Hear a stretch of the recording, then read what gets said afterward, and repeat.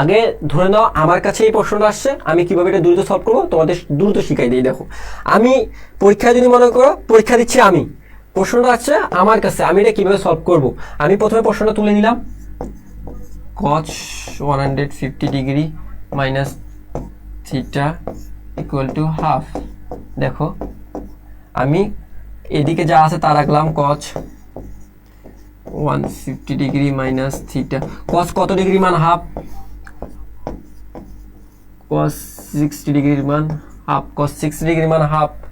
তাহলে আমি দেখো উভয় দিকে cos cos কাটা, তাহলে আমি 150 degree minus theta equals to 60 degree. তাহলে এখান থেকে আমি লিখতে পারি theta equal to 90 degree, theta equal to 90। আমি কয় সেকেন্ড সময় নিছি? আমার সর্বোচ্চ 20 সেকেন্ড সময়, আমার সর্বোচ্চ 20 সেকেন্ড সময়। দেখো থিটা ইকুয়াল টু 90 ডিগ্রি, দেখো আমি এদিকে লিখে দিচ্ছি থিটা ইকুয়াল টু 90 ডিগ্রি।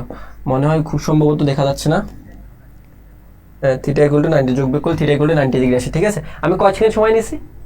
আমি মাত্র 10 থেকে 15 সেকেন্ড নিছি। দেখো 10 সেকেন্ডও এমসিকিউ করা সম্ভব। এখন এই 10 সেকেন্ডে তোমরা কিভাবে এমসিকিউটা করবা, 10 সেকেন্ডে কিভাবে এমসিকিউ করবা? দেখো শুরুতে দেওয়া আছে কি cos এই মানটা, এখন তোমাকে বলছে থিটার মানটা বের করতে। তার মানে আমি যদি উভয় দিকে cos রাখতে পারি তাহলে cos cos কেটে দিতে পারবো।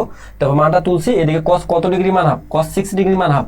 cos 6 ডিগ্রি মান হাফ হলে আমরা cos 6 ডিগ্রি বসাই দিলাম, উভয় দিকে দেখো cos যদি সেম সাইড কেটে দেওয়া যায় তোমরা জানো, তাহলে আমাদের সিম্পলিফাই হচ্ছে 150 degree minus theta equal to 6 degree মানে 60 ডিগ্রি। তাহলে আমরা থিটার মান এখান থেকে 90 ডিগ্রি এসে পেয়ে যাচ্ছি। দেখো 90 ডিগ্রি উত্তরে আছে, উত্তরে 90 ডিগ্রি ক নম্বরে। ঠিক আছে।